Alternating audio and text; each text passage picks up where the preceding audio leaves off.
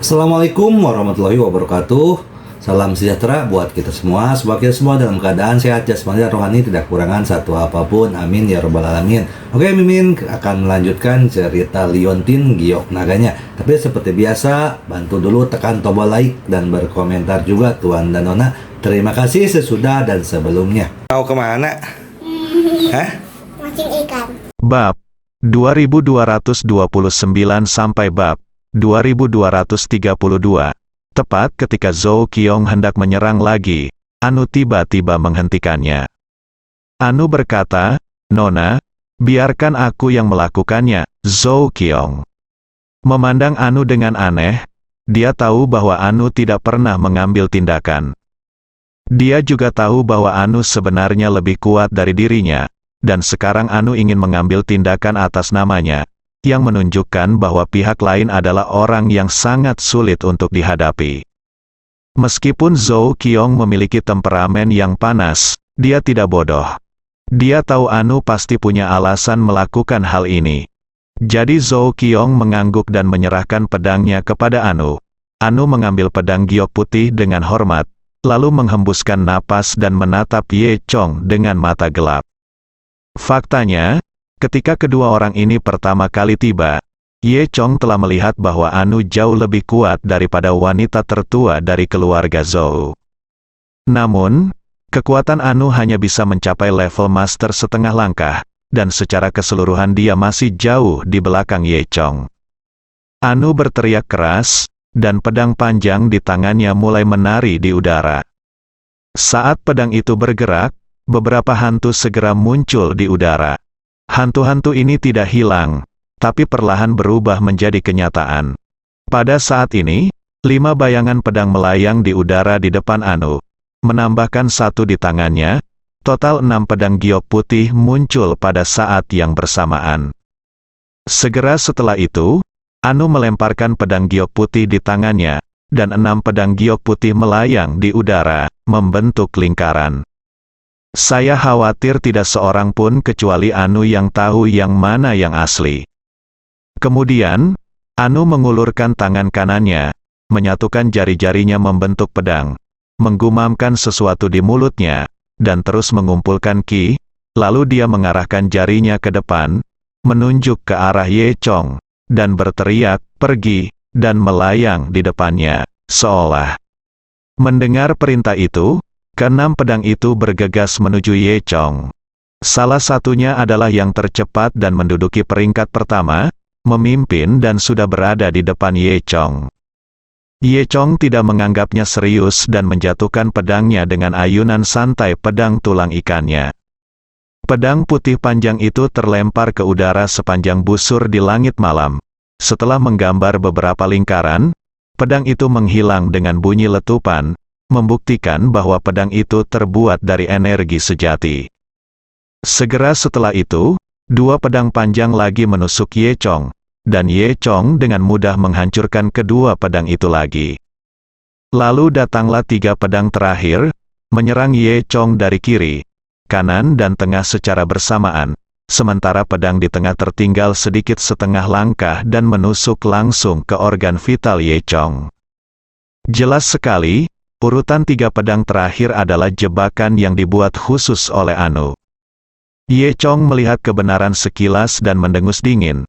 "Ini tipuan kecil, kamu masih ingin menyakitiku?" Trik kecil seperti itu tentu saja tidak akan menyakitinya. Lalu aku melihat pedang tulang ikan Ye Chong berayun ke kiri lalu ke kiri, menghancurkan pedang panjang di kedua sisi. Pada saat ini, 5 pedang panjang telah dihancurkan oleh Ye Chong, membuktikan bahwa semuanya palsu. Sekarang yang terakhir menusuk dada Ye Chong adalah pedang giok putih asli. Namun sebelum pedang panjang itu mengenai Ye Chong, tiba-tiba Anu muncul di hadapan Ye Chong seolah sedang berteleportasi. Kemudian, dia mengambil pedang terakhir dan menikam dada Ye Chong. Ini adalah gerakan membunuh yang sebenarnya. Tidak ada kejutan di wajah Ye Chong. Dia sudah lama tahu bahwa Anu akan melakukan sesuatu pada pedang terakhir ini. Namun, langkah Anu cukup membuat kagum semua orang. Bahkan Zhou Qiong selalu ingin mempelajari trik ini dari Anu. namun sayang dia belum mempelajarinya. Ketika Ye Chong melihat Anu mengambil tindakan, dia hanya mendengus dingin, "Kamu sangat bodoh, keluar dari sini." Saat dia mengatakan itu, energi naga dan Phoenix yang kuat meledak dari tangan Ye Chong. Pedang Anu belum menembus tubuh Ye Chong, dia hanya merasa wajahnya seperti ditabrak truk yang melaju kencang. Zeki Ye Chong mengenai Anu dan menjatuhkan Anu. Dalam sekejap, Anu terbang sejauh lebih dari 10 meter, dan pedang giok putih asli di tangannya keluar, menggambar busur di udara, dan akhirnya jatuh ke tanah di kaki Ye Chong. Setelah Anu terbang lebih dari 10 meter, dia jatuh dengan keras ke tanah, dan seteguk darah muncrat. Adegan ini mengejutkan Zhou Qiong. Zhou Qiong tidak menyangka Lin Long ini begitu kuat. Dia memandang Anu dan bertanya, "Anu, apa kabar?" Anu berdiri dari tanah, meskipun dia mengeluarkan seteguk darah, tidak ada yang serius. Dia menggelengkan kepalanya dan berkata, "Nona, saya tidak apa-apa, Zhou." Qiong menghela nafas lega dan menoleh ke arah Ye Chong. Dia tidak peduli seberapa kuat lawannya. Selama itu adalah musuhnya, dia akan bertarung. Saat Arjun hendak beraksi lagi, dia dihentikan oleh Anu. "Nona, jangan berkelahi, kita bukan tandingannya. Kalau kita terus melawan, kita akan menderita," kata Anu. Setelah diingatkan oleh Anu, Zhou Qiong juga sadar kembali. Dia juga menyadari bahwa pria bernama Lin Long ini sangat kuat. Dia menyesal sekarang karena dia seharusnya mendengarkan para tetua itu dan mempertimbangkan masalah ini dalam jangka panjang. Kali ini, dia keluar tanpa izin untuk membalas dendam pada Lin Long. Dia tidak mendengarkan nasihat para tetua. Akibatnya, dia menderita kerugian dan pedangnya diambil. Bukankah memalukan untuk kembali? Zhou Qiong sangat marah, tapi tidak ada yang bisa dia lakukan. Anu terus membujuk, "Nona, ayo kembali dulu dan diskusikan nanti." Zhou Qiong mendengus dan berkata, "Oke." Kemudian, dia menatap Ye Chong dan berkata, "Lin Long, lupakan saja. Kamu luar biasa, tunggu saja untukku. Aku akan mengingatmu hari ini dan aku tidak akan membiarkanmu pergi." "Anu, ayo pergi." Setelah Zhou Qiong mengatakan ini, dia berbalik dan ingin pergi bersama Anu. "Berhenti," kata Ye Chong. Anu sedikit gugup saat ini dan berhenti di depan Zhou Qiong. "Kenapa? Kamu masih mau memberiku nasihat?" tanya Anu dingin. Jika Ye Chong ingin memaksa mereka untuk tetap tinggal, Anu akan siap melawan Ye Chong untuk memberi waktu kepada Zhou Qiong untuk melarikan diri. Ye Chong juga menghargai kesetiaan Anu. Dia melambaikan tangannya dengan santai, dan pedang giok putih yang dimasukkan di bawah kakinya langsung terbang keluar dari tanah, berubah menjadi cahaya putih, dan melesat ke arah Anu. Anu, dengan mata yang cepat dan tangan yang cepat, mengulurkan tangannya untuk menangkap pedang giok putih. Namun, dia masih terdorong mundur 2 langkah oleh kelembaman pedang giok putih. "Aku tidak akan peduli jika kamu mengambil pedangmu yang patah," kata Ye Chong. Anu sedikit mengernyit. Untungnya, Ye Chong hanya ingin menukar pedang. Jika Ye Chong ingin membunuhnya sekarang, aku khawatir dia sudah mati saat ini. Anu mengangguk pada Ye Chong, lalu berbalik dan pergi bersama Zhou Qiong. Wajah Zhou Qiong memerah karena marah, tapi sayangnya dia bukan tandingan pihak lain. Jadi dia tidak punya pilihan selain pergi. Ye Chong berbalik dan ingin kembali tidur. Tiba-tiba, dia sepertinya merasakan sesuatu. Dia sedikit mengernyit, lalu berbalik dengan tajam dan melihat ke sebuah villa di kejauhan. Saat ini, di villa di kejauhan, memang ada seorang pria berbaju hitam. Dia berdiri di atap villa dan melihat ke bawah. Dia tidak melihat ke arah Ye Chong. Arah yang dia lihat adalah ke arah mana Zhou Qiong dan Anu pergi. Ye Chong sangat terkejut, tapi dia tidak tinggal terlalu lama dan kembali ke kamar. Dia kembali ke villa dan mendapatkan kembali penampilan aslinya. Dia datang ke jendela lantai 2 villa dan melihat keluar. Pada saat ini, Dengan mengandalkan kemampuan mata Dewa Naga untuk melihat jauh, Ye Chong dapat melihat bahwa Zhou Qiong dan Anu telah berjalan ke gerbang istana, 1000 meter jauhnya. Keduanya hendak meninggalkan Volga Manor. Awalnya, Ye Chong tidak menganggap ini serius. Namun, ketika Ye Chong hendak berbaring kembali di tempat tidur dan tidur, dia tiba-tiba menemukan bahwa bayangan hitam tiba-tiba muncul di jalan tempat Zhou Qiong dan Anu berjalan. Jelas sekali bayangan hitam ini mengikuti Zhou Qiong dan Anu. Pria yang sebelumnya berdiri di villa telah menghilang. Jelas sekali, keduanya adalah orang yang sama. Ye Chong menyipitkan matanya, dia sudah menyadari bahwa bayangan hitam ini tidak sederhana. Ketika Zhou Qiong dan Anu berjalan jauh, bayangan hitam itu tiba-tiba menyebar menjadi bola kabut hitam, lalu menghilang. Saat dia muncul lagi, dia sudah berada di gerbang istana. Saat ini, Zhou Qiong dan Anu baru saja keluar dari gerbang istana, kurang dari 500 meter. Berdasarkan kekuatan mereka berdua, mereka tidak melihat sesuatu yang aneh di belakang mereka, yang menunjukkan bahwa bayangan hitam ini pasti sangat kuat. Di sisi lain, Zhou Qiong dan Anu telah meninggalkan Volga Manor dan berjalan menuju kejauhan di sepanjang jalan setapak. Sepanjang jalan, Zhou Qiong marah. Sialan Linlong, siapa dia? Bagaimana dia bisa begitu kuat? Zhou Qiong berkata dengan marah. Anu tentu saja tidak bisa menjawab pertanyaan Zhou Qiong. Anu hanya diam di belakang Zhou Qiong. Zhou Qiong menghentakkan kakinya. Saya sangat marah. Saya sangat malu hari ini. Saya datang ke sini untuk memberi pelajaran pada Linlong ini. Tetapi saya tidak memukulnya. Apa yang harus saya katakan ketika saya kembali? Jika saya memberitahu sebenarnya, bukankah aku akan ditertawakan sampai mati oleh para tetua jahat itu? Zhou Qiong berpikir sejenak, dan kemudian berdiskusi dengan Anu. Lebih baik kita berbohong kepada mereka dan mengatakan bahwa kita memukul Linlong dengan baik sampai dia berlutut dan memohon belas kasihan. Anu hanya terdiam di sampingnya. Dia mengangguk. Oke, wanita tertua akan mendengarkanmu.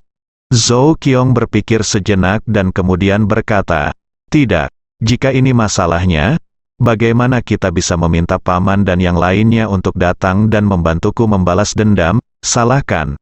Apa karena Linlong lebih murah? Anu mengangguk.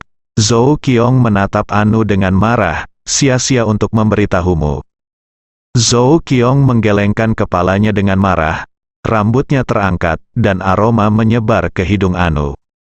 Anu menggaruk kepalanya tanpa suara dan terus berjalan maju bersama Zhou Qiong. Keduanya berjalan sambil berbicara, dan sebelum mereka menyadarinya, mereka sampai di jalan yang terpencil dan gelap. Tepat ketika mereka mencapai tengah jalan, tiba-tiba terdengar suara letupan, dan sesosok hitam muncul dari udara tipis dalam kegelapan. Saat mereka melihat bayangan hitam muncul, Zhou Qiong dan Anu terkejut. Alis indah Zhou Qiong berkerut saat dia melihat sosok hitam di depannya dan bergumam pada dirinya sendiri, Gosto. Ternyata teleportasi yang digunakan bayangan tadi adalah musuh bebuyutan keluarga hantu legendaris. Gosto, salah satu mantra ikonik. Bayangan hitam itu berangsur-angsur menjadi lebih jelas, dan dia dapat melihat dengan jelas bahwa dia adalah seorang pria kurus dengan tinggi sekitar 1,8 meter. Dia mengenakan kostum ninja dengan wajah tertutup, hanya memperlihatkan sepasang mata suram. Saya tidak menyangka Anda memiliki pengetahuan, kata He Ying dalam bahasa Mandarin yang sangat buruk. Bahasa Jepang, Zhou Qiong mengenali aksen pihak lain. Bayangan hitam itu terkekeh. Ya, nama saya Miyamoto Nobunaga. Miyamoto Nobunaga? Zhou Qiong berpikir sejenak. Di mana orang tadi kenal itu? Saya belum pernah mendengar ada penjahat hantu yang berani menghentikan saya. Saya pikir kamu tidak ingin hidup lagi, keluar dari sini. Miyamoto Nobunaga terkekeh dan berkata, aku di sini untuk membunuhmu. Hanya kamu, kata Zhou Qiong, mengeluarkan pedang giok putih dan hendak mengambil tindakan. Minggu ini Kyong juga memiliki temperamen yang panas. Dia tidak pernah peduli apakah dia lawannya atau bukan, dan akan menghunus pedang jika terjadi perselisihan sedikit pun. Dan Anu menghentikan Zhou Qiong lagi. Ini adalah kedua kalinya malam ini Kyong menghentikan Zhou Qiong. Zhou Qiong memandang Anu dengan bingung. Mungkinkah dia tidak bisa mengalahkan orang ini? Anu memandang Miyamoto Nobunaga dan berkata, "Saya mendengar baru-baru ini bahwa banyak talenta muda di tangga telah meninggal, dan itu semua salahmu. Itu benar, tapi yang kubunuh adalah timing, membosankan, mereka semua berada di peringkat luar 20. Cukup menarik untuk membunuh pendekar pedang kecil yang berada di peringkat ke-9, kata Miyamoto Nobunaga. Sikapnya yang seolah membunuh seseorang semudah meminum teh. Setelah apa yang Anu katakan, Zhou Qiong juga tahu siapa pihak lainnya.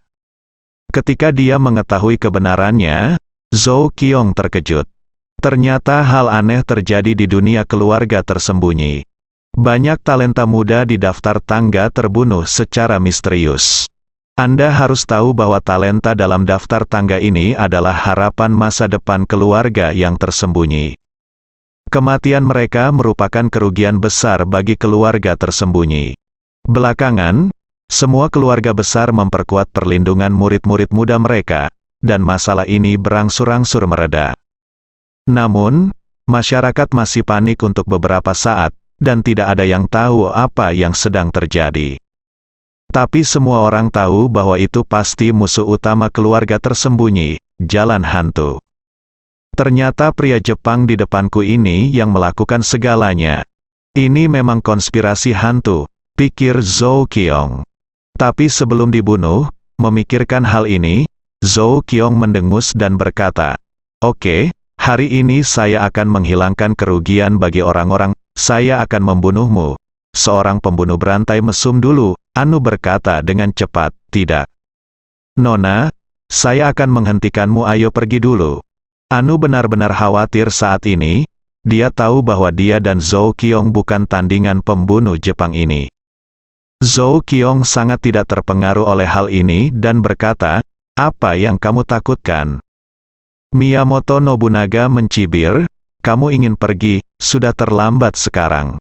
Zhou Qiong mendengus, "Siapa bilang kamu harus pergi hari ini? Mari kita lihat jika aku tidak membunuhmu." Setelah mengatakan itu, dengan suara cang-cang, Zhou Qiong menghunus pedang giok putih itu lagi dan bergegas menuju Miyamoto Nobunaga. Zhou Qiong menegakkan pedangnya dan menikam Miyamoto Nobunaga. Melihat pedang giok putih, Zhou Qiong hendak menusuk Miyamoto Nobunaga. Tapi Miyamoto Nobunaga sangat tenang dan tidak bergerak, seolah dia adalah patung.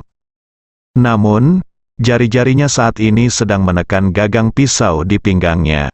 Detik berikutnya, ujung pedang giok putih Zhou Qiong terpantul pada satu-satunya murid Miyamoto Nobunaga yang terbuka. Kemudian, dengan suara cangrang, Miyamoto Nobunaga mengeluarkan pedang samurai hitam dari pinggangnya. Detik berikutnya, hanya terdengar suara nyaring, dan dua senjata tajam bertabrakan, pisau dan pedang hitam dan putih bertabrakan, mengeluarkan percikan api yang menyilaukan. Di bawah naungan kegelapan malam sekitarnya, pedang Miyamoto Nobunaga sepertinya telah menghilang. Begitu dia memblokir pedang Zhou Qiong, dia segera berbalik dan menebas Zhou Qiong. Ketika Zhou Qiong melihat serangannya gagal, sebelum dia sempat bereaksi, dia hanya merasakan suara siulan di telinganya. Minggu ini Qiong layak menjadi pemain peringkat 9 di daftar tangga, dan reaksinya sangat cepat.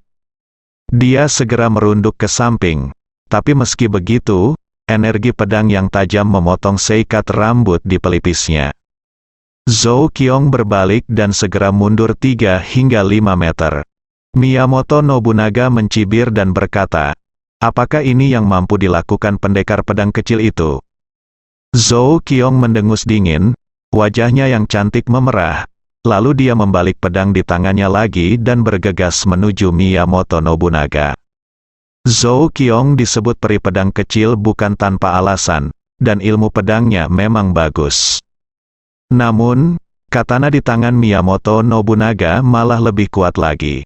Apalagi kungfu yang dipelajari Miyamoto Nobunaga sangat berbahaya. Dia jarang berhadapan langsung dengan Zhou Qiong dan menghindari pedang panjang Zhou Qiong. Jika Zhou Qiong memiliki kekurangan sedikit pun, pedang panjang hitamnya akan langsung menusuknya. Untuk sesaat, sepertinya Zhou Qiong terus-menerus menyerang. Namun kenyataannya, Zhou Qiong lah yang dirugikan. Saat ini, Anu yang sedang menyaksikan pertempuran di belakangnya sangat cemas. Dia takut wanita tertua Zhou Qiong akan terluka sama sekali.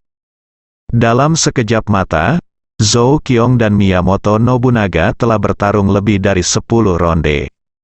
Meskipun ilmu pedang Zhou Qiong sangat kuat, itu tidak berpengaruh sama sekali.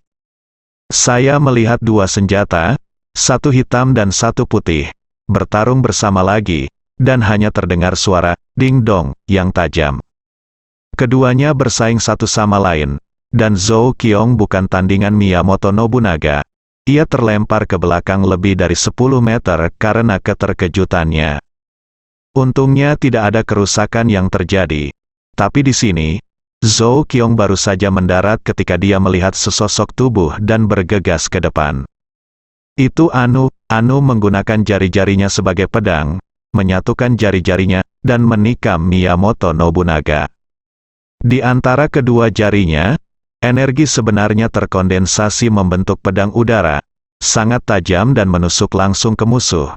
Kemanapun ia melewatinya, sepertinya membuat lubang di malam hari. Miyamoto Nobunaga hanya tersenyum saat melihat Anu menyerangnya.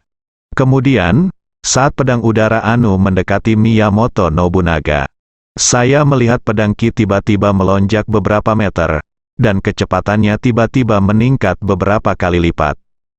Awalnya butuh beberapa detik untuk mencapai Miyamoto Nobunaga. Saat ini ujung pedang udara sudah menyentuh pakaian Miyamoto Nobunaga.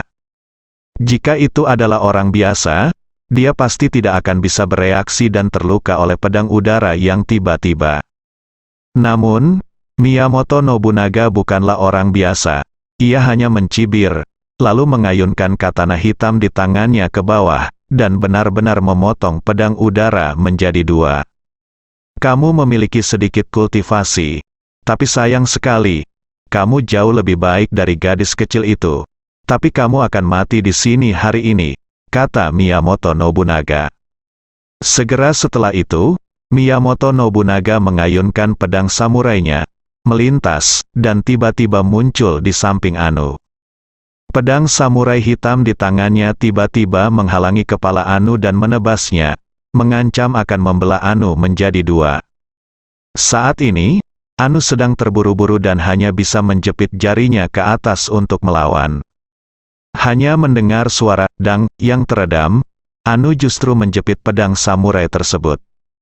Namun, meski Anu untuk sementara mengendalikan kemunduran Bushido, ia bisa merasakan kekuatan tirani yang terkandung dalam pedang samurai tersebut.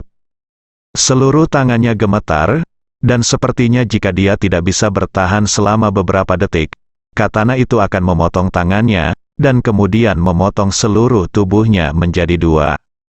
Pada saat kritis, terdengar suara tabrakan, dan tangan Anu yang lain bersinar dengan cahaya perak. Pedang panjang yang sangat tipis dan lembut tiba-tiba muncul di tangan Anu. Anu mengayunkan pedangnya dengan punggung tangannya dan menggorok leher Miyamoto Nobunaga. Ternyata Anu tidak memiliki pedang. Pedangnya berupa pedang lembut yang melingkari pinggangnya. Biasanya, orang lain tidak dapat melihatnya, dan Anu umumnya tidak menggunakannya. Hanya di saat-saat kritis, Anu akan keluar dan mencapai hasil yang tidak terduga. Meski mungkin hanya jurus pedang sederhana, namun jurus ini merupakan hasil latihan keras Anu selama lebih dari 30 tahun.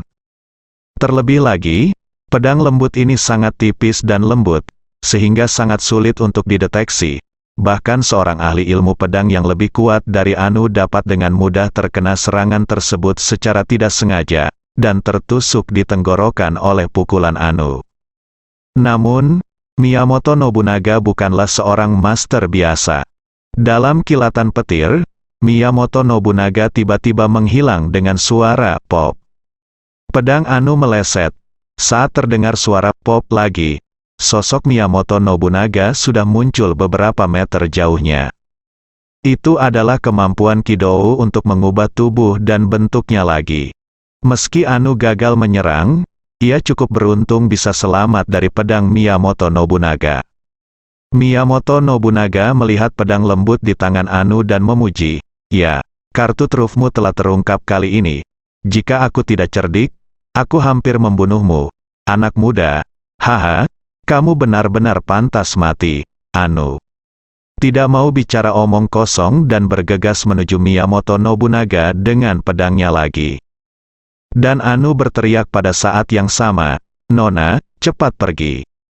Anu ingin menggunakan nyawanya sendiri untuk menahan Miyamoto Nobunaga dan memberi waktu kepada Zhou Qiong untuk melarikan diri. Namun, Zhou Qiong tidak pergi. Malah dia mengangkat pedang giok putihnya dan bergegas menuju Miyamoto Nobunaga. Dia berteriak, "Anu, ayo bergabung, bunuh dia." Anu tidak pernah berpikir bahwa suatu hari, dia akan bisa hidup dan mati bersama Zhou Qiong. Ini adalah pertama kalinya dia dan Zhou Qiong bekerja sama untuk menghadapi musuh. Peluang seperti itu jarang terjadi. Anu sangat bersemangat dan energi, dan sepertinya kemampuan bertarungnya meningkat pesat. Namun, perbedaan kekuatan antara mereka dan Miyamoto Nobunaga sangat besar. Meskipun kedua orang tersebut mengepung Miyamoto Nobunaga, mereka tidak mampu mematahkan pertahanan kedap udaranya. Sebaliknya, pedang samurai hitam Miyamoto Nobunaga sering berubah dan hampir melukai mereka berdua. Seiring berjalannya waktu, keduanya menjadi semakin melar, namun Miyamoto Nobunaga tetap tenang dan tenang, seolah sedang menggoda mereka berdua. Setelah puluhan putaran, hanya terdengar suara cang-celang, dan pedang giok putih di tangan Zhou Qiong terlempar oleh kekuatan besar pedang samurai. Setelah berputar 2 kali di udara, pedang itu jatuh ke tanah. Tangan Zhou Qiong mati rasa karena shock. Ini adalah kedua kalinya malam ini pedang giok putih itu dirobohkan. Ini benar-benar merupakan pukulan besar bagi peri pedang kecil yang berada di peringkat ke-9 dalam daftar tangga. Namun, Zhou Qiong tidak mempedulikan hal ini sekarang, karena pedang Miyamoto Nobunaga begitu cepat sehingga pedang itu terlepas dari tangan Zhou Qiong, dan pedang berikutnya telah mengenai kepala Zhou Qiong. Miyamoto Nobunaga bukanlah orang yang bersuara lembut, gerakannya cepat, akurat, kejam, dan mematikan. Melihat Zhou Qiong akan terbelah dua, Anu tiba-tiba mengulurkan pedang tipisnya. Dentang, itu hanya suara yang nyaring. Anu menggunakan pedang lembutnya untuk menyuntikkan energi sebenarnya agar menjadi sangat keras, dan memblokir pedang Miyamoto Nobunaga. Namun, pedang lembut Anu tidak dapat menahan kekuatan besar dan dipotong menjadi 2 oleh Miyamoto Nobunaga. Anu memanfaatkan momen ini untuk mendorong Zhou Qiong menjauh ke jarak yang aman. Namun, Anu sudah mengekspos dirinya pada Miyamoto Nobunaga saat ini. Tentu saja, keinginan seumur hidup Anu adalah mati demi wanita tertua, dan kali ini dia mungkin akan mewujudkan keinginannya. Melihat Miyamoto Nobunaga tidak sopan, dia tersenyum sinis, lalu memutar pedangnya dan menebas Anu. Kali ini, Anu bahkan tidak punya sarana untuk melawan. Anu hanya sempat melihat untuk terakhir kalinya, Zhou Qiong yang panik tampak puas dan menutup matanya. Tepat ketika Anu mengira dia akan terbelah 2, pisau yang diharapkan tidak jatuh. Dia hanya merasakan hembusan angin bertiup di sekelilingnya. Kemudian, saya mendengar ledakan di atas kepala saya. Saat membuka matanya, Miyamoto Nobunaga sudah mundur beberapa langkah. Anu tidak melihat apa yang terjadi sekarang, tapi Zhou Qiong bisa melihatnya dengan jelas. Tepat ketika pedang Miyamoto Nobunaga hendak jatuh ke kepala Anu, cahaya pedang biru berbentuk bulan sabit tiba-tiba keluar dari kegelapan tidak jauh dari sana. Cahaya pedang kebetulan mengenai katana Miyamoto Nobunaga, mengeluarkan suara dentang. Miyamoto Nobunaga tiba-tiba diserang. Entah kenapa, dia hanya mundur beberapa langkah secara strategis, lalu melihat ke dalam kegelapan di kejauhan. Saat ini, ada seseorang berdiri di kegelapan. Miyamoto Nobunaga menyipitkan matanya. Meskipun dia pandai dalam hal itu, orang di seberangnya lebih baik dalam menyembunyikan dirinya. Bahkan Miyamoto Nobunaga tidak bisa melihat dengan jelas siapa yang ada di dalam kegelapan. Zhou Qiong agak aneh. Dia pernah melihat lampu pedang hijau ini sebelumnya. Mungkinkah itu Linlong yang barusan? Siapa dia? Miyamoto Nobunaga bertanya dalam bahasa Mandarin yang terpatah-patah. Orang yang datang tidak lain adalah Ye Chong. Dia baru saja melihat Miyamoto Nobunaga mengikuti Zhou Qiong dan keduanya, dan tahu bahwa Miyamoto Nobunaga pasti memiliki konspirasi, jadi dia mengikuti mereka. Aku Lin, maksudku, kamu tidak perlu khawatir tentang siapa aku. Ye Chong segera berubah pikiran. Ye Chong ingin mengatakan bahwa itu milik Linlong, tapi kemudian dia tiba-tiba teringat bahwa ketika dia bergegas, dia lupa mengubah penampilannya menjadi Linlong lagi. Sekarang dia tampak seperti Ye Chong. Ye Chong sengaja menyembunyikan identitasnya dan berpura-pura bersuara serak. Dan Zhou Qiong merasa semakin aneh.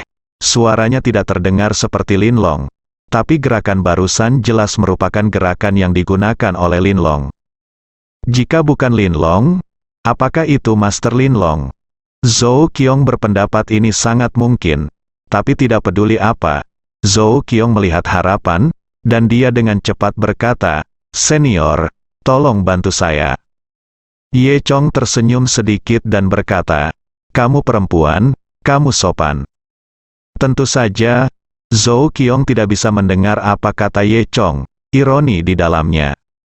Miyamoto Nobunaga juga merasa dari kontak sebelumnya bahwa Ye Chong tidak mudah untuk dihadapi dan merupakan orang yang sulit.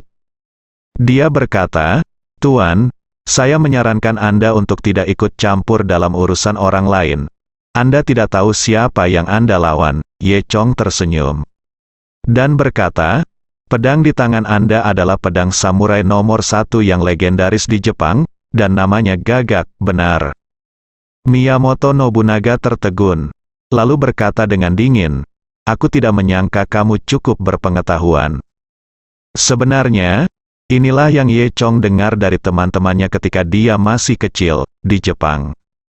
Legenda mengatakan bahwa senjata yang digunakan oleh Miyamoto Takeuchi, Master Kendo nomor 1 di Jepang 100 tahun yang lalu, adalah pedang hitam murni, burung gagak.